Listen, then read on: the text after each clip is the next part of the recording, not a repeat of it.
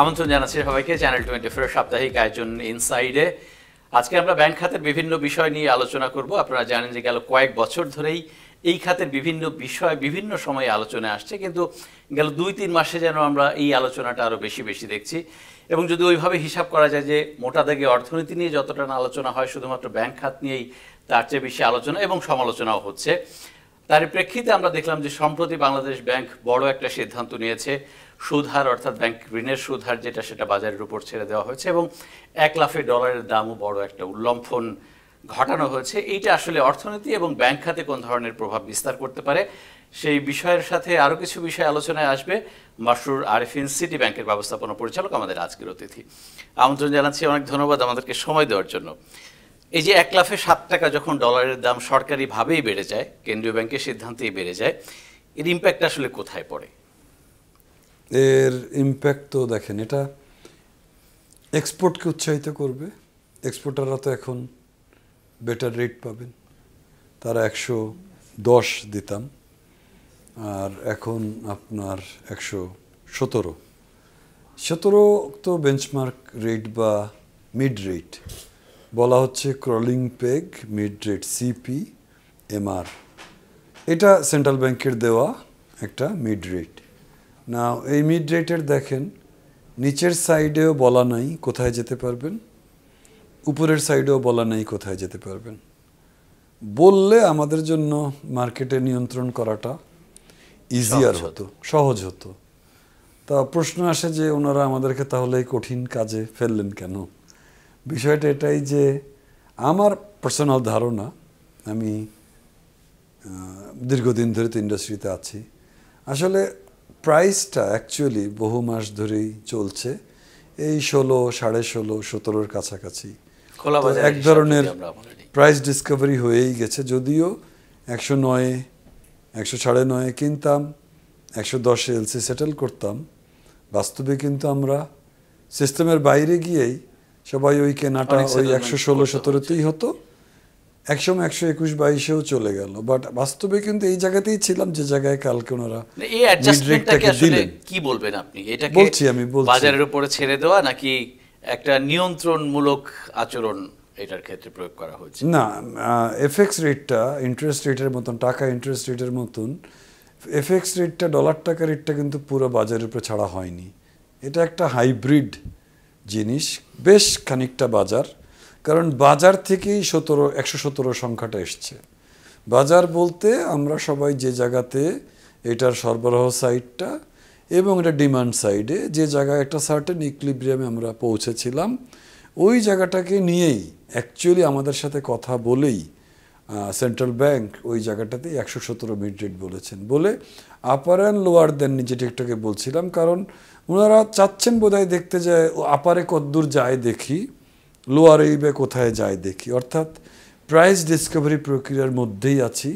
তার মানেই হচ্ছে সামনে ফুল মার্কেট ড্রিভেন রেট চলে আসবে। আপনার কি মনে হয় যে মার্কেট ড্রিভেন রেট চলে আসবে?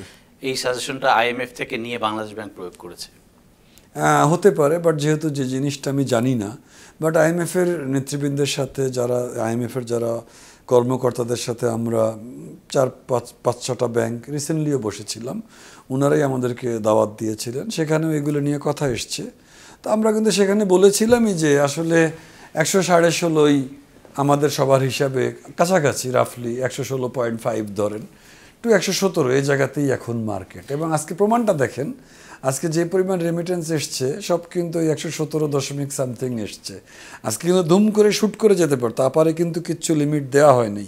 আজকে কিন্তু রেমিটেন্স হাউসগুলো বলতে পারতো আমরা, যেহেতু আমরা এখনও তাদের প্রতি ফুললি ডিপেন্ডেন্ট, আমাদের সরবরাহ সাইট এক্সপোর্ট অবশ্যই, বাট সবসময়ের জন্য অ্যাভেলেবল সরবরাহ সাইট তো ওইটা।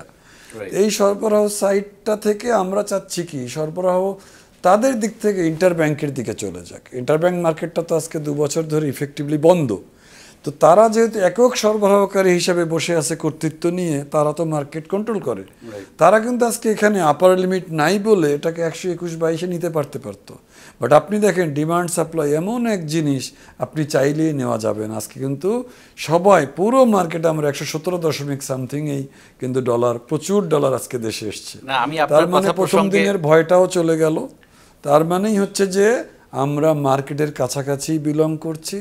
তার মানে হচ্ছে যে এই সিপিএমআর, এই ক্রলিং পেগের এই সামান্য কিছুটা টাইম চলে গেলে সেন্ট্রাল ব্যাংক আপার লোয়ার দুটো একটারও লিমিট না দিয়ে যে ডিসকভারি প্রক্রিয়ায় ফেললো, this is a right move. সামনে ইনশাল্লাহ fully market driven exchange rate চলে আসবে। এইখানে তো 2.5% একটা প্রণোদনা এখনো পর্যন্ত বহাল আছে রেমিটেন্স যারা পাঠান তাদের জন্য। আমি যদি 117-এর উপর আরো 2.5% যোগ করি, সেখানেও কিন্তু মোটামুটি ভাবে একটা জায়গায় উঠে যায়। দেখেন আমাদের এটা তো আপনাকে মানতে হবে যে আমাদের এক্সপোর্টটা যদি দেখেন, আমাদের ইম্পোর্টটা যদি দেখেন, ইম্পোর্টের মধ্যে তো রেস্ট্রিকশন এসছে বলে আমাদের বেশ কিছু ইম্পোর্ট তো আসলে কমানো হয়েছে। ইম্পোর্টটা তো এত বড় অর্থনীতির সাপেক্ষে বাড়া উচিত। মানুষজন small and micro and medium সেগমেন্টে তো প্রচুর ইম্পোর্ট করতে পারছেন না, বিকজ আমাদের $1 সরবরাহ কম ছিল। আর একটা হচ্ছে আমরা তো একটা দীর্ঘ দিনের জন্য 1.5 বছরের জন্য একটা সংকটময় পরিস্থিতির মধ্যে দিয়ে গেলাম। গিয়ে আমরা তো 87 টাকা থেকে উঠতে আমরা অফিসিয়ালি 110, বাট অ্যাকচুয়ালি 117তেই ছিলাম, 117 হয়ে গেল, আমরা কিন্তু খুশি। নাও এই রেমিটেন্স ফ্লো কিন্তু আমাদেরকে পুরো সিচুয়েশনের মধ্যে একটা সত্যিকারের ভালো জিনিস। এক্সপোর্ট স্টেবলই আছে, বাট এক্সপোর্ট আরও বাড়তে হবে। এখন এক্সপোর্টাররা বাড়াবে, তারা যেহেতু 117 পাচ্ছে, তারা ইন্টারন্যাশনাল মার্কেটে রাইট প্রাইসে কম্পিট করতে পারবেন। তারা তো অলওয়েজ প্রাইস কমাতো, হয়তো অর্ডারটা অন্য দেশে চলে যেত। এখন কিন্তু কী হবে, এক্সপোর্ট বাড়বে। এত বড় একটা উল্লম্ফনের কারণে এক্সপোর্টাররা খুব খুশি, এক্সপোর্ট বাড়বে। এক্সপোর্ট বাড়ার সাথে কিন্তু ইম্পোর্টেরও যোগ আছে, এক্সপোর্ট বাড়ার সাথে রেমিটেন্সেরও যোগ আছে। এক্সপোর্ট যেই বাড়বে, সরবরাহটা বাড়বে, এবং রাইট রেট যেহেতু আসছে 2.5% প্রণোদনা সহ, রেমিটেন্সটাও বাড়বে। আমরা এখন আশা করছি রেমিটেন্স আরও বাড়বে। যে পরিমাণ শ্রমিক, যে পরিমাণ বাংলাদেশের মানুষ দেশের বাইরে গেছেন, তারা রেমিটেন্সটা বাড়বে। এই 2.5% বহাল রাখার পক্ষে কিনা আপনি কি মনে করেন কিনা আর যৌক্তিকতা আছে? না, আমি এই 2.5% একসময় যখন আমার সরবরাহ সাইড ঠিক হয়ে যাবে, মাঝখানে চলে এসছে অফশোর ব্যাংকিং, আইনও চলে আসলো ট্যাক্স ফ্রি, সরবরাহ সাইডের আর একটা খাত খুলে গেল, চতুর্থ খাতও খুলে গেল সরবরাহ সাইড, আরএফসিডিতে সমস্ত বাধা বিপত্তি মিথগুলো ভেঙে ফেলে ব্যাংকগুলো নতুন করে আগাচ্ছে। আরও দুটো সরবরাহ সাইট তৈরি হলো। এর ফলে কি হবে, একসময় আমার এই 2.5% প্রণোদনা দিয়ে আমাদের অর্থ মন্ত্রণালয়ের এই পার্টিকুলার আলাদা বার্ডেনটা নেওয়ার দরকার হবে না। আমাদের রেমিটাররা রাইট রেটে যদি পায়, তারা তো এই প্রণোদনার মুখাপেক্ষী না, তো তারা ঘরে টাকা পাঠাবে, এখানে সংসার চালাবেন, এখানে তাদের বাবা মা থাকেন। তো এটা একসময় অটোমেটিক্যালি, এখন দেখেন যেহেতু আমরা আস্তে আস্তে সব কিছুতেই মার্কেটের দিকে যাচ্ছি, জায়গায় জায়গায় যেসব অ্যানোমেলিগুলো আছে এগুলো একসময় দূর হয়ে যাবে। আসলে it's a matter of time only. আমি তো বললাম যে crawling peg method is nothing but, এবং ক্রলিং পেগের আপার লোয়ার লিমিট নাই মানেই হচ্ছে প্রাইস ডিসকভারির পরেই আমরা রাইট জায়গাতে কিন্তু ফুল, ওনারা তখন মার্কেটে ডিমান্ড অ্যান্ড সাপ্লাই ড্রাইভ করবে যে ডলার টাকা রেট কত। এই যে বাজার ভিত্তিক সুধার, অলরেডি আমরা তাৎক্ষণিক কিছু প্রতিক্রিয়া বিভিন্ন মহল থেকে পেয়েছি, ভালো মন্দের মিশেলে একটা। একজন ব্যাংকার এবং প্রতিনিধি হিসেবে আপনি এটাকে কীভাবে দেখেন? আপনি প্রথমেই বলি, 9-6 কিন্তু কখনো আসলে ছিল না। 9-6 তো একটা বাংলা শব্দ, এটাকে একটা বলা হয় যেটা গোলমালের অবস্থা, 9-6 অবস্থা। 19-20 বোঝানো হয় যে ফারাক, পার্থক্য বোঝাতে 19-20 ব্যবহার করি, 9-6 ব্যবহার করি একটা গোলমাল বোঝাতে, হযবরল অবস্থা বোঝাতে। এই 6 কিন্তু আমি জানি না কার উদ্ভাবন, কখনোদিন কিন্তু ডিপোজিট রেট 6 বলা হয় নাই। ব্যবসায়ী মহল একটা সার্টেন টাইমে, আমরা যেটুকু জানি 2018-র দিকে 9 আসলো। 2019-এ কোভিড যখন চলে আসলেন প্রাক্তন গভর্নর জনাব ফজলে কবির, তখন আসলো 9% ইন্টারেস্ট রেট। 6 বলা হয়নি। স্প্রেডটাকে 3% বেশি নেওয়া যাবে না এরকম একটা ধারণা। 9-6 এটা আমি বলতে চাই না। আর আপনি বললেন যে 9-6-এর পরে, 6 বলতে কিছু ছিল না, 9-এর পরে স্মার্ট রেট আসলো, যে একটা রিয়েল মার্কেট ড্রিভেনই কিন্তু বলা যায় রেটটাকে, যে একটা সার্টেন মেকানিজম করা হলো যে 6 মাসের আপনার গভর্নমেন্ট সিকিউরিটিজের অ্যাভারেজটা নিয়ে তার সাথে আপনার 3.5%। এখন 3 সবশেষ 3 ছিল। জি, নাও আমরা এখন যেটা গতকালকে যেটা হলো, এটা আমাদের প্রত্যাশিত ছিল যে এখানেও অ্যাকচুয়ালি ডিমান্ড সাইডটা দেখেন, ডিমান্ড সাইডটা লোন, আর সাপ্লাই সাইডটা দেখেন, সাপ্লাই সাইডটা ডিপোজিট। সো এখানে রেটটা যেটা হবে ইন্টারেস্ট রেট এমন একটা হওয়া উচিত যে রাইট কাইন্ড অফ সাপ্লাই আছে এবং ডিমান্ড ক্রিয়েট হবে। আপনি দেখেন ক্রেডিট গ্রোথের দিকে তাকান। আচ্ছা, আগে ডিপোজিটে আসি। ডিপোজিটে দেখেন কাস্টমাররা, গ্রাহকের ডিপোজিট কিন্তু ওভাবে বাড়ছে না। ব্যাঙ্কগুলি চলছে একটা বড় অংশই সেন্ট্রাল ব্যাংকের সাপোর্ট নিয়ে।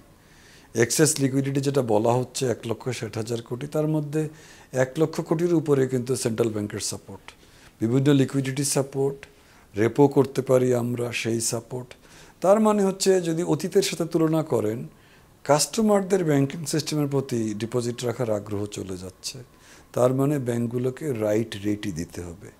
এই জিনিসটাতে যখন বেশি রেট দেওয়াও কিন্তু রাইট রেট না, কম রেট দেওয়া কিন্তু রাইট রেট না। রাইট রেটগুলো ডিপেন্ড করে মার্কেট যেটা সেট করবে, that is the rate, that should be the rate. এবং ব্যাংকিং সেক্টরে ডিপোজিট সাইডে রাইট রেটের সাথে ডিপোজিট সাইডে আস্থার সম্পর্ক একদমই নিবিড়। আস্থা যেসব ব্যাংকে ভালো, আপনি দেখেন সেসব ব্যাংকের কস্ট অফ ডিপোজিট, টোটাল ডিপোজিটের উপরে খরচ, ফিক্সড ডিপোজিট যদি তারা 8-এও নেয় 1 কোটি টাকা, ওই দিনই দেখা যায় আবার লো কস্ট ডিপোজিট ঢুকে 2 কোটি টাকা। You understand? সেসব ব্যাংক কিন্তু রাইটভাবেই পপুলার ব্যাংক, জনগণ বিশ্বাস করে, তারা কিন্তু কস্ট অফ ডিপোজিট সবারই 4-এর কাছাকাছি। আবার আপনি দেখেন যেসব ব্যাংকের উপরে জনগণের আস্থা নাই, তাদের কস্ট অফ ডিপোজিট 7-8ও, হয়তো 9ও। এবং তারা তখন কি করে, সেন্ট্রাল ব্যাংক থেকে বিভিন্নভাবে সুযোগ নিয়ে তাদের কিন্তু দৈনন্দিন কার্যক্রমটা তারা চালান বিভিন্ন রকম সাপোর্ট নিয়ে। নাও এইখানে আমি মনে করি ডিপোজিটটা এমন হওয়া উচিত, সাস্টেনেবল ডিপোজিট রেটই হওয়া উচিত, যে ডিপোজিট রেট দিয়ে আপনি রাইট লোন দিতে পারবেন। ক্রেডিট গ্রোথটা যদি দেখেন মানি সাপ্লাইটাই দেখেন। মানি সাপ্লাইয়ের গত বছরের সাপেক্ষে গ্রোথ হওয়ার কথা ছিল সেন্ট্রাল ব্যাংকের তরফ থেকে 1.5-1.6%। আমি লাস্ট ডেটা দেখলাম 9.5-এর মতো মানি সাপ্লাই। তার মানে সেন্ট্রাল ব্যাংক কী পরিমাণ মানি সাপ্লাই দিচ্ছে, ব্যাংকিং সিস্টেমকে সচল রাখতেই দিচ্ছে, কারণ জনগণের রাস্তা কমে যাচ্ছে। রাইট রেট, রং রেট সব মিলে একটা অ্যানোমালি, এটা চলে যাবে।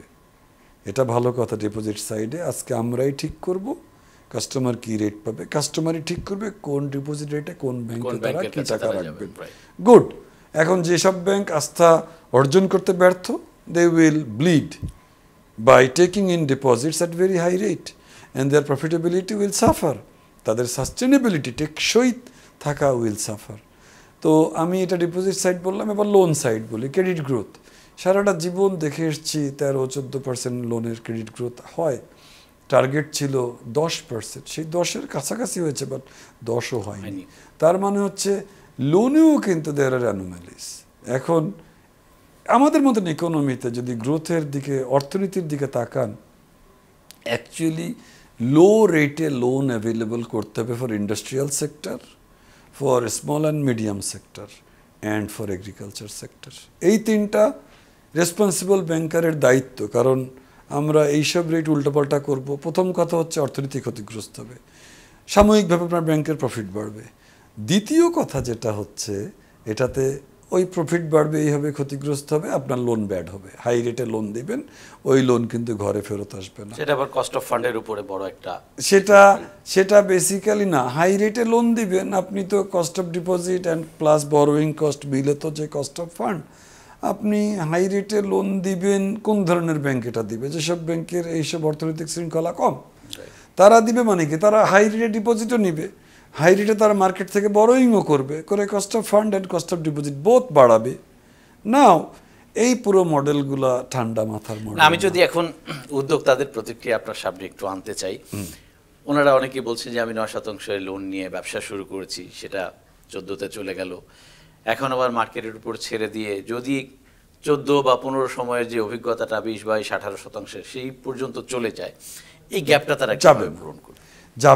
যাবে না কেন? আমরা তো এর মধ্যে, আমি তো বললাম, দেখেন ভালো ব্যাংকগুলো 3.5 থেকে 4-এর মধ্যে কস্ট অফ ডিপোজিট। তারা কিন্তু দেশে ভালো ব্যাংকের সংখ্যা কিন্তু আমার হিসেবেই মিনিমাম আন্তর্জাতিক মানের ব্যাংক 10টা। তো এখন বিষয় হচ্ছে যে এখন আমাদের একটা স্বাধীনতা এসছে যে যে কোনো রেটে আমি ডিপোজিট চার্জ করতে পারবো। নাও যে কোনো রেটে আপনি লোনও চার্জ করতে পারবেন। বিষয়টা যদি এরকমই হতো তাহলে তো খুব ভালো হতো। বিষয় হচ্ছে ওই রকম রেটে আপনি লোন কাস্টমার পাবেন না। এই 60টা ব্যাংকের মধ্যে 10টা ব্যাংক ভালো হলে সেটা আমার ইকোনমিকে সাপোর্ট দেওয়ার জন্য যথেষ্ট। এইখানে একটা ইমব্যালেন্স থাকে, I fully agree to that. And গতকালকে মাননীয় গভর্নর মহোদয় আমাদেরকেও ডেকেছিলেন। সো ওনাদের তো আসলে অনেক রকম সাপোর্ট আমাদেরকে দেন, একদম refinance support, pre finance support, repo support, assured liquidity support, liquidity support. তো তাদের হাতে তো এই মেকানিজমও আছে যে যেসব ব্যাংক তাদের প্রতি বেশি মুখাপেক্ষী তারা যেন আবার বেপরোয়া আচরণ না করে, সেটা তাদের দিকে আছে। আমি শিওর যে তারা ওইটুকু স্মার্ট এই বিষয়টাকে তাদের সাথে ওই জাতীয় ব্যাংকের সাথে ডিল করার জন্য। আমি ব্যক্তিগতভাবে মনে করি যে অর্থনীতিতে 10টা 12টা ভালো bank right deposit rate command করে রাইট লেন্ডিং রেটেই থাকবে, সেই অর্থনীতিতে হঠাৎ করে একটা customer of x industry limited রাজি হবে না আর একটা ব্যাংকের দেওয়া 16% একটা ইন্ডাস্ট্রিয়াল ক্রেডিট ফ্যাসিলিটি নিতে। এটাই মার্কেট, যেখানে আসলে ক্রেতা বা মার্কেটের একটা সংজ্ঞা আছে না যে ক্রেতা ঠিক করে জিনিসের দাম কত, তাই না? মার্কেট এক আজব জিনিস। মার্কেটের আলটিমেটলি গিয়ে শুরুতে কেউ কেউ এটা প্রফিটিয়ারিংয়ের মধ্যে গিয়ে এখন এক ধরনের হাই ডিপোজিট রেটে দিয়ে হাই লেন্ডিং রেট দিয়ে নিজের অক্ষমতা ঢাকতে চেষ্টা করবে। বাট সেখানে সেন্ট্রাল ব্যাংক ইন্টারভেনশন আমি শিওর করবেন, কারণ তাদের কিন্তু আলটিমেট গোল ইনফ্লেশন কমানো। রাইট। সো আমি এটাতে অত শঙ্কিত না। আমি একদম মনে করি রাইট কাজটা হয়েছে। ইনফ্লেশন এই অর্থনীতিতে মেইন চ্যালেঞ্জ। ইনফ্লেশনের পারসেপশন একটা জিনিস, রিয়ালিটি একটা জিনিস, ইনফ্লেশনের রিয়াল ফিল একটা জিনিস। আমরা চাচ্ছিলাম যে রাইট দেখেন, আবার এফএক্স রেট অ্যান্ড টাকা সাইডে ইন্টারেস্ট রেট একদম জড়িত ওতপ্রোতভাবে। মানে আপনার টাকা এফএক্স রেট কি হবে 117, টাকা রেট যদি এখানে গোলমাল হয়ে থাকে ওটাও এখানে গোলমাল হবে। আপনি কিন্তু টাকা দিয়েই ডলারটা কিনতেছেন। সো এবং এটা তো আরও কত রকম উদাহরণ দিয়ে আমি জিনিসটা আপনাকে বোঝাতে পারি না। আমাদের তো আলটিমেটলি দেখেন কারেন্ট অ্যাকাউন্টে এই মুহূর্তে আমাদের গ্যাপটা আর নাই, আমাদের সারপ্লাস। আমাদের ফিনান্সিয়াল অ্যাকাউন্টে এখনো negative. Financial account negative. Financial অ্যাকাউন্টে নেগেটিভ মানেই কি? বাংলাদেশের প্রচুর ডলার ইনফ্লো আসতে হবে ফিনান্সিয়াল অ্যাকাউন্টে। ডলার ইনফ্লো, আইএমএফের লোন বলেন, অন্যান্য গ্রান্ট বলেন, আরও ডিরেক্টলি অন্যান্য আরও এরিয়া আছে যেগুলো থেকে ইনফ্লো আসে, যেগুলি আপনার ডিরেক্টলি বরোয়িং টাইপের, ডিরেক্টলি নট ট্রানজ্যাকশনাল বা কারেন্ট অ্যাকাউন্ট নেচারের না, যে আপনি কিনছেন ডলার, সেই নেচারের না। নাও ফাইন্যান্সিয়াল অ্যাকাউন্টের এই গ্যাপটাও চলে যাওয়ার জন্য আলটিমেটলি সব অ্যানোমালি দূর হওয়া উচিত। সেজন্যই এখন আমরা মনে করি ফাইনালি সেন্ট্রাল ব্যাংক একদম রাইট টাইমে উপযুক্ত সিদ্ধান্ত নিয়েছে। এর ফলে কি হবে জানেন? এর ফলে আমাদের যেটা কান্ট্রি রেটিং আছে এটাও বেটার হবে, আমাদের ফিনান্সিয়াল সেক্টর রেটিং আছে বেটার হবে। এটা যেই বেটার হবে তখন কিন্তু আমাদের অফশোর ব্যাংকিংয়ে বরোয়িংয়েরও রাইট রেট আমরা নিতে পারবো। এখন আমাদের সোফর রেটের সাথে যখন ডলার বড় করি আমাদেরকে 3-3.5% প্রিমিয়াম দিতে হয়, এগুলিও কমবে। This are all interconnected. Citi ব্যাংকের যেই বিষয়গুলো আমি বলছিলাম যে আরএফসিডিতে আপনাদের সাফল্য অনেক বেশি আমরা দেখছি। টোটাল বাংলাদেশে যতটা ডিপোজিট তার 1/3 আপনারা হোল্ড করছেন ক্যাশ ডিপোজিট যেটা, এবং ওবিইউতেই এই ইনফ্লোটা বেশ ভালো। এইটা একটু যদি ব্যাখ্যা করতেন। না, এই দুটোই আসলে তো আমাদের জন্য নতুন। এ দুটোকে যদি প্রমোট করি, ডলারের দুটো নতুন ইনফ্লো সোর্স, তাই না? সো একটা ক্যাশ ডলারের আর একটা আপনার যেটা আলটিমেটলি গিয়ে রাষ্ট্রের ফিনান্সিয়াল অ্যাকাউন্টে যায়, অফশোর ব্যাংকিংয়ের ডিপোজিট, যেটা আমরা কখনোই চেস করি নাই। আমরা অফশোর ব্যাংকিংয়ের লোন নিতে ওস্তাদ। আমরা অফশোর ব্যাংকিংয়ের লোন নিয়ে ইম্পোর্টগুলি ফাইন্যান্স করি, ইম্পোর্ট সামলাই নাও। আর ক্যাশ ডলারকে আমরা ওভাবে কখনোই গুরুত্বও দেই নাই।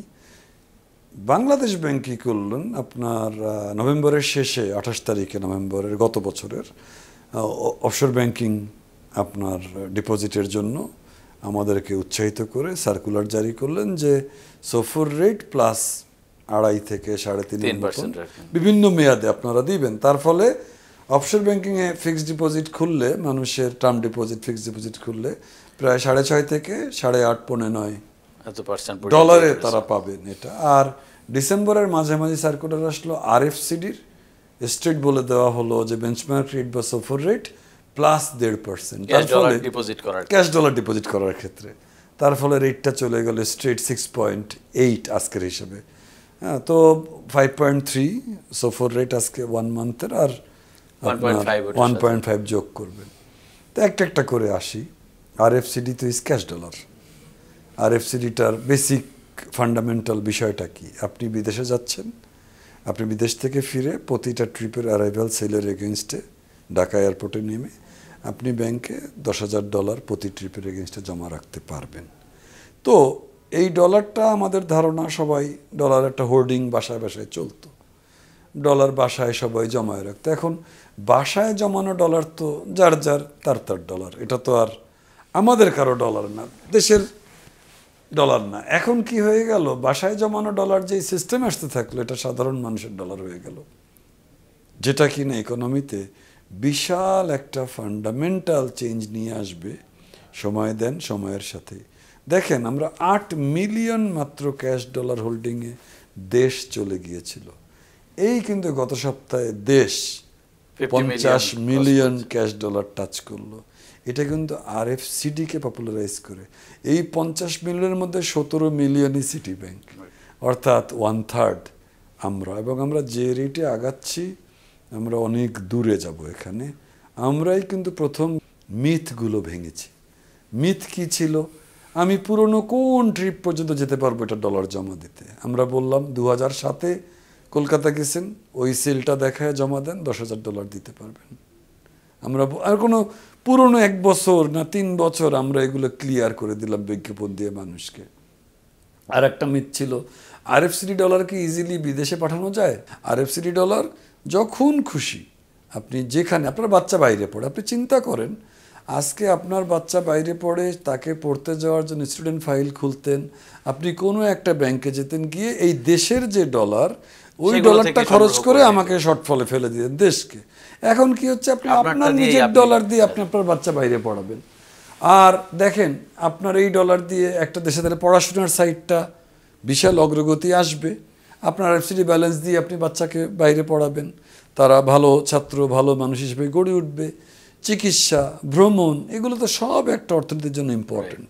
লেজারও কিন্তু ইম্পর্টেন্ট, আমরা এটাকে কম মূল্য দেই, but it is important that একটা ফ্যামিলি বেড়াতে যাচ্ছে, ইট ইজ ইম্পর্টেন্ট দ্যাট 4টা বন্ধু একসাথে বেড়াতে যাচ্ছে, ওখানে হয়তো বিজনেস ডিল হচ্ছে, ওখানে হয়তো ব্যবসায়ীরা ব্যবসায়িক কথা বলছে।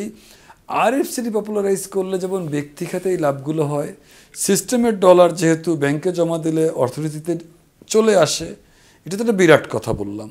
আর একটা কথা যেটা হচ্ছে, ব্যাংকগুলোর বিরাট লাভ হয়। ক্যাশ ডলার তো আসলে আমরা ব্যাংক যারা, এই যে আমার $17 মিলিয়ন ক্যাশ, আমি তো আসলে এই ক্যাশ ডলার যে করেই হোক না কেন ইলেকট্রনিক ডলারে কনভার্ট করে এটাকে সিমিলার ডলার বানাই, যে ডলারটা আমার রেমিটেন্স থেকে আসে, এক্সপোর্ট থেকে আসে। এটা আমার নষ্ট ডলারেই আমি বিভিন্ন মেকানিজম, আমি ওই ডিটেলে না যাই টেকনিক্যাল, আমি ওটাতে কনভার্ট করে ওইটা দিয়ে আমি ইম্পোর্ট পেমেন্ট করি, একই কথা। ওইটা দিয়ে আমি সেন্ট্রাল ব্যাংকের সাথে ডলার এর টাকা সোয়াপ করি। আজকে আমাকে সেন্ট্রাল ব্যাংক 8.5% টাকা দিচ্ছে। এইটা এখন পর্যন্ত আমার জন্য দারুণ প্রফিটেবল। আমি ওইখানে আপনাকে 6.8 আরএফসিডি ডলারের উপরে আপনাকে আমি ইন্টারেস্ট দিচ্ছি, আর 6.8 আমি ওটাকে আপনাকে আমি ইন্টারেস্ট দিচ্ছি। আর সেন্ট্রাল ব্যাংকের সাথে যখন আমি সোয়াপ করতেছি, আমি সেন্ট্রাল ব্যাংকে চার্জ করছি আজকের সোফর রেট, আর সেন্ট্রাল ব্যাংক যখন টাকা নিচ্ছি সে আমাকে চার্জ করছে আপনার রেপো রেট 8.5, যেটা পলিসি রেট। তাহলে ওখানে ডিফারেন্স থাকছে 3%। তো আমি আপনাকে দিচ্ছি 6.8, আপনাকে আমার ব্যয়, আর এই সেন্ট্রাল ব্যাংকের সাথে সোয়াপ করার আমার ব্যয় 3, তাহলে আমার টোটাল ব্যয় 9.8। তো 9.8 আমি আরএফসিডি ডলার এগেইনস্টে আমি টাকা পাচ্ছি, সেই টাকা তো আমি 12-13% লোনে লাগাচ্ছি, আর 12% আমি ট্রেজারি বিল বন্ড ইনভেস্ট করছি। তার মানে আমি বলছি একটা ব্যাংক তার প্রফিটেবল ব্যাংকিং কার্যক্রম আরএফসিডি ডলার দিয়ে করছে। রেমিটেন্স ডলার, এক্সপোর্ট ডলার যেভাবে কাজ করে, এই আরএফসিডি ডলার নষ্ট ডলার হিসেবে কনভার্ট করার বিভিন্ন মেকানিজমে করে একই কাজ করছে। এবং at the same time banking সিস্টেমে ক্যাশ ডলার বাড়ছে, মানেই মানুষের চিকিৎসা, ভ্রমণ, বিদেশ যাত্রা বাড়ছে। যে ক্রাইসিসটা সেটা ইজি হয়ে যাচ্ছে, অর্থনীতিতে কত ক্রাইসিস ইজি হয়ে যাচ্ছে। আর একটা কথা বলি, এই যে মানি চেঞ্জার কোম্পানি যারা ডলারের রেট আকাশে নিয়ে চলে যায়, তাদের দৌরাত্ম্য কমছে। তাদের কাছে মানুষ কেন যাবে? মানুষ আরএফসিডি ডলার, ব্যাংকের কাছে এখন ক্যাশ আছে, ক্যাশ কিনতে মানুষ এখন সিটি ব্যাংকে আসছে। আর আমাদের উপরে অন্যান্য চাপ কমছে, যারা বাইরে বিভিন্ন রকম খরচের চাপ, ব্যক্তি খাতে বিভিন্ন খরচের চাপ, আমি ছাত্রদের বাচ্চা বাইরে পড়ানোর খরচ বললাম, দেশের প্রতি মুখাপেক্ষী হওয়ার চাপটা কমছে। এই চাপটা ওবিউ নিয়ে যদি একটু বলতে। অফশোর ব্যাংক নিয়ে যেটা বলতে চাচ্ছি যে না, আরএফসিডি ডলার একটা জিনিস বলি না, ওখানে কিন্তু এক্সচেঞ্জ গেইনও হতে পারে, সেটাও কিন্তু ব্যাংকের জন্য, আমি ওটাকে বলছি যে ব্যাংকের জন্য আলটিমেটলি প্রফিটেবল।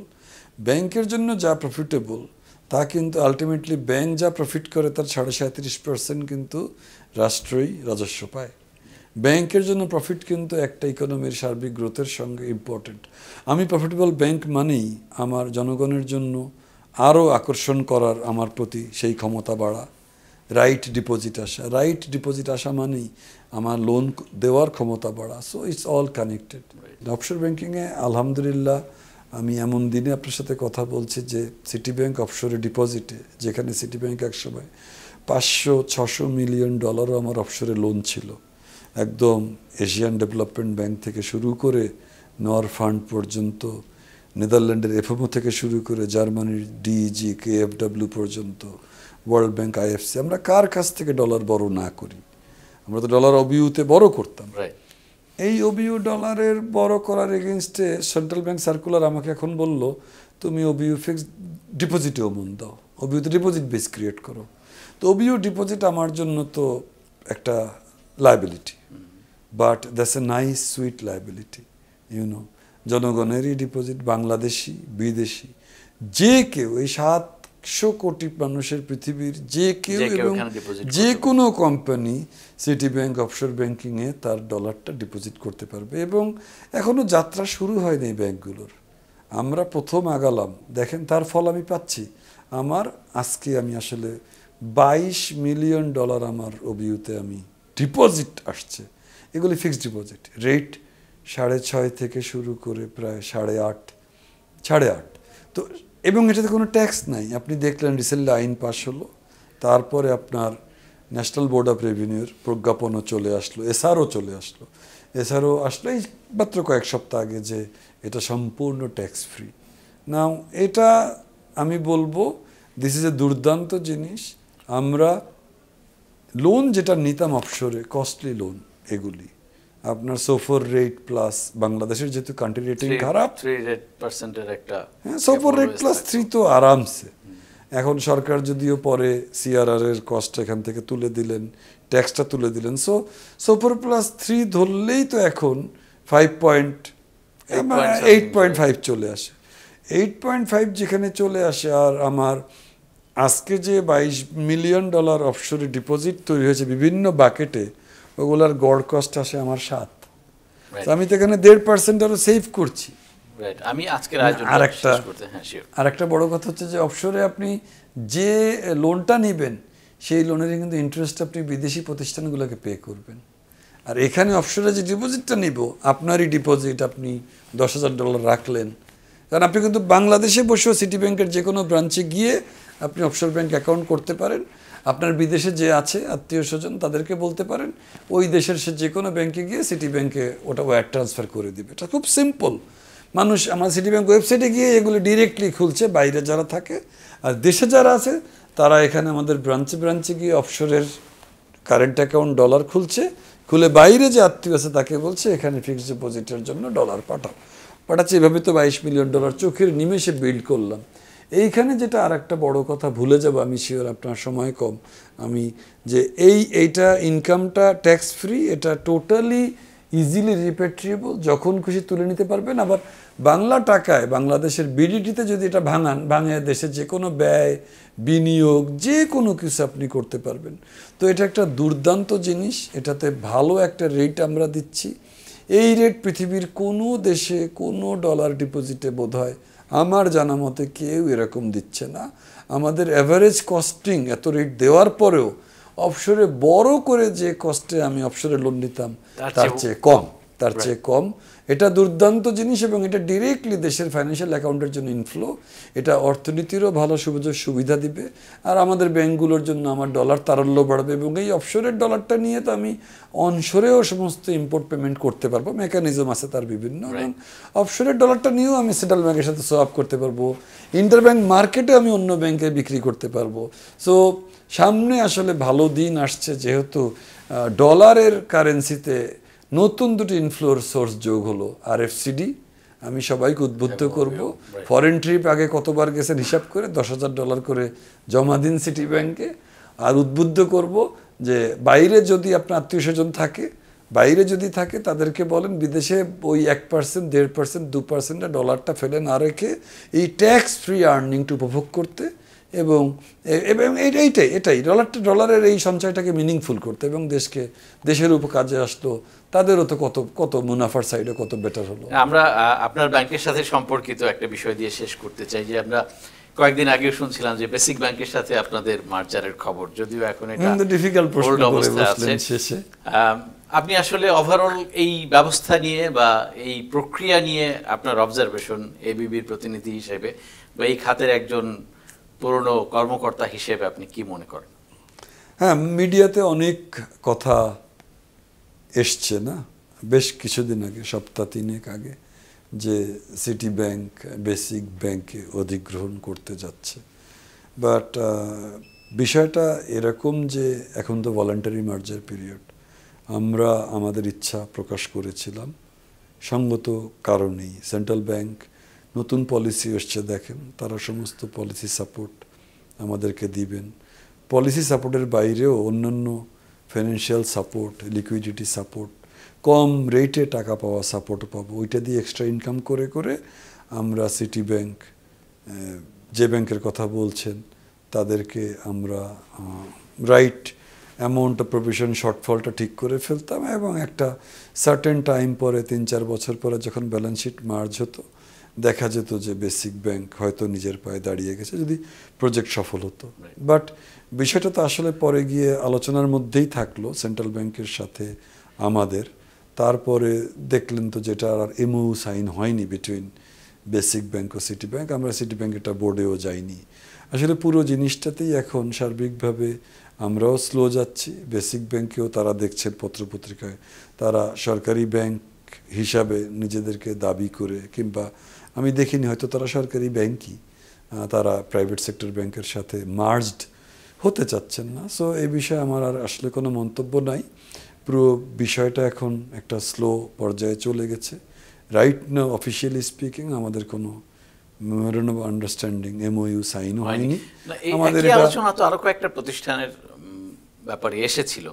আমি এবিবির প্রতিনিধি হিসেবে আপনার কাছ থেকে এই ব্যাখ্যাটা বা বিশ্লেষণটা জানতে চাইবো, যে এই যে ভলান্টারি মার্জারের কথা বলে পরে দেখা গেল আসলে এই প্রক্রিয়াগুলো ভলান্টারি অনেক ক্ষেত্রে ছিল না, অনেক ক্ষেত্রে হয়তো প্রেশারাইজ করা হচ্ছিল, বা অনেক ক্ষেত্রে হয়তো মানে ব্যাপারটা ঘটে আসছিল। এইটা ব্যাংক খাতের জন্য অস্থিরতা তৈরি করতে পারে কিনা, বা কোনো নতুন টেনশনে ফেলে দিতে পারে কিনা যারা এর সাথে সংশ্লিষ্ট? পিছনে কিন্তু অস্থিরতা আর সুস্থিতি পিছনে কিন্তু আছে একটা প্রম্পট কারেক্টিভ অ্যাকশন ফ্রেমওয়ার্ক। এটা একটা বড় কাজ। এই ফ্রেমওয়ার্ক 1 জানুয়ারি থেকে এই ফ্রেমওয়ার্কটার ইমপ্লিমেন্টেশন হতে যাচ্ছে। 2024-এর রেজাল্টের ভিত্তিতে আপনি কিন্তু বুঝে যাবেন 4 রকমের খারাপ ব্যাংক অফিসিয়ালি চিহ্নিত হয়ে যাবে সামনের জানুয়ারি থেকে। PCA 1, PCA 2, PCA 3, PCA 4। আপনি PCA 2 ব্যাংক হবেন তো ক্যাশ ডিভিডেন্ড দেওয়া বন্ধ হয়ে যাবে। PCA 3 ব্যাংক হবেন তো কোনো ব্রাঞ্চ খুলতে পারবেন না, লোন দিতে পারবেন না, ইত্যাদি ইত্যাদি। PCA 4 ব্যাংক হবেন তো আপনাকে অন্য ব্যাংকের সাথে মার্জার অ্যাকুইজিশনে সেন্ট্রাল ব্যাংক আপনাকে বাধ্য করতে পারে। এই বিষয়গুলো তো বাংলাদেশের শুধু নিজেদের উদ্ভাবিত বিষয় না। ব্যাংকিং সেক্টরে যদি সারা দুনিয়ার দিকে তাকান, বিভিন্নভাবে এই সেক্টরকে সুস্থিতি আনতে রেগুলেটর বিভিন্ন পদক্ষেপ বিভিন্ন দেশে নিয়েছে। পাশের দেশ ইন্ডিয়াতেও ওই ভলান্টারি বলেন আর ফোর্সড বলেন, সরকারের চাওয়া থেকে, কেন্দ্রীয় ব্যাংকের চাওয়া থেকে কিন্তু মার্জার হয়েছে। নাও এত ইজি না যে সবসময় একটা স্ট্যান্ডার্ড চার্টার্ড ব্যাংক চাইবে ANZ গ্রিনলেসকে আসো আমরা অধিগ্রহণ করি, আর ANZ চাইবে আমরা অস্ট্রেলিয়ান বিগ জায়ান্ট ব্যাংক আমরা এশিয়ান সাইডের ব্যাংকগুলিকে বিক্রি করে দিই চার্টার্ডের কাছে। বিষয়গুলো এভাবে হয় না সবসময়। একটা তো আছেই যে ভালো ব্যাংক, আর দুটো ভালো ব্যাংক মিলে অলওয়েজ বলতেই পারে যে I want to B even a bigger bank. That is proper voluntary thing, যে দুই মালিক পক্ষ একসাথে চিন্তা করছেন যে আমাদের দুজনের কার্যক্রম, আমাদের দুজনের কাস্টমার হান্টিং প্ল্যান, আমাদের দুজনের বিভিন্ন খাতোয়ারি লেন্ডিং, এই বিষয়গুলোর মধ্যে একদম একদম একটা মিল আছে। আমাদের দুজনের ব্যালেন্স শিটের ধারাগুলো অনেকটা এক, আমাদের দুজনের মাইন্ডসেট, ডিজিটাল অগ্রযাত্রার বিষয় আশয়, চিন্তাধারা এক, এগুলো হতেই পারে। ওইটা কিন্তু রিয়াল ভলান্টারি মার্জার। বাট এরকম অর্থনীতিতে যেখানে এতগুলো মন্দ ব্যাংক আছে বা এতগুলো কোয়েশ্চেনেবল ব্যাংকিং এন্টিটি আছে, সেখানে কিন্তু সেন্ট্রাল ব্যাংক কিছু করতে চাওয়াটা অন্যায় কিন্তু কিছুই না। এই করতে চাওয়ার মধ্যে দিয়েও, এটা আমাদের দেশে তো কখনো এর আগে এভাবে হয়নি, এই করতে চাওয়ার মধ্যে দিয়েও যেটা ভলান্টারি মার্জার পিরিয়ডেই যেরকম সামনে যাওয়া, ব্যাকফুটে আসা, এগুলোর মধ্যে অনেক লেসন আছে। এগুলো থেকেও আলটিমেটলি কিন্তু সিস্টেম ঠিক হতে হবে। আলটিমেটলি ব্যাংকিং সেক্টরে ফিনান্সিয়াল স্টেবিলিটি যদি কথা বলেন, ব্যাংকিং সেক্টর স্টেবিলিটি আসতে হবে। এটা আসতে হলে কিন্তু খারাপ ব্যাংকগুলো বা যারা আর ব্যবসা করার ক্ষমতা নাই, ব্যাড লোনে ডুবে আছে, ক্যাপিটাল নেই, জনগণ ডিপোজিট রাখছে না, ডিপোজিট আপনি পে করছেন রিশিডিউলড লোনের মতন, হ্যাঁ, ডিপোজিটেও রিস্ট্রাকচারিং ডিপোজিট, এইসব ব্যাংকগুলো সত্যের মুখোমুখি একদিন হতে হবে। আমি এই সত্যের মুখোমুখি হওয়াটা একটা বড় জিনিস। এটা নিয়ে চিরকাল আমি এটা বলবো, আপনি বিতর্ক করবেন, আপনি একটা বলবেন, আমি বিতর্ক করব। সত্যটাকে সবাই এড়িয়ে চলছি। এটাকে যদি ওই ব্যাংকগুলো হয়, একসময় তো লিকুইডেশনও যেতে হতে পারে, একসময় শাটডাউনে যেতে হতে পারে, একসময় অ্যাসেট ম্যানেজমেন্ট কোম্পানি আসবে, তারা এই ব্যাংকগুলোর অ্যাসেট একটা রেশিওতে কিনে নেবে, বাকিটা সেন্ট্রাল ব্যাংক বা সরকার বাকিটা ফান্ডিং করবে। এরকম পৃথিবীতে অনেক হয়েছে। একসময় তারা ডিপোজিটটা দিয়ে লিকুইডেশনে চলে যাবে। তো পথ নানা, মতও নানা রকম। নাও একটা আমার ভালো লাগে যে একটা চেঞ্জের একটা আবহাওয়া টের পাচ্ছি, এটারও একটা সেলফ কারেকশনের হবে। আপনি যা বললেন ভলান্টারি হলো না, এইটা হলো সেটা হলো, আমি এগুলোর মধ্যেও পজিটিভ সাইড দেখি যে আমরা একটা পরিবর্তনে যাওয়ার একটা জিদ, একটা ইচ্ছা, একটা অভিপ্রায় আমাদের আছে। পরিবর্তন হওয়া ছাড়া এই ব্যাংকিং সেক্টরের এরপরে অন্য পরিবর্তন আসবে, আমাদের ব্যাড লোনও কমবে, আমাদের গভর্নেন্স বাড়বে, সবই হতে হবে। এটা হওয়াটা দরকারি। আমি কোনো কনক্লুসিভ স্টেটমেন্টে যেতে চাই না। আমি তাকিয়ে আছি 1 জানুয়ারির পরে অফিসিয়ালি যখন ব্যাংকগুলো চিহ্নিত হয়ে যাবে, বিভিন্ন রকমের স্ট্রিক্ট চার্জ ব্যাংকগুলোর উপরে চলে আসবে, খারাপ ব্যাংকগুলোর উপরে, খারাপ গ্রেড 1, গ্রেড 2, গ্রেড 3, গ্রেড 4, তখন আমি এইগুলি রাইট পদক্ষেপ। আমি তখন দেখতে চাই যে মানে খারাপে অর্ধেক খারাপ, অল্প খারাপ, টোটাল খারাপ, কী জিনিস দাঁড়ায়। বাট আমার মনে হয় অ্যাসেট ম্যানেজমেন্ট কোম্পানি আসলে, এরই মধ্যে যদি চলে আসলে আমাদের এইসব জিনিসগুলো সহনীয় হবে, সরকারের জন্য সহনীয় হবে, বাংলাদেশ ব্যাংকের জন্য সহনীয় হবে। অনেক ধন্যবাদ। আমরা আজকের আলোচনা এখানে শেষ করতে চাই। ধন্যবাদ আপনাদেরকে। ধন্যবাদ। দর্শকের সাথে শেষ করছি আজকের মতো ইনসাইট। ভালো থাকবেন সবাই।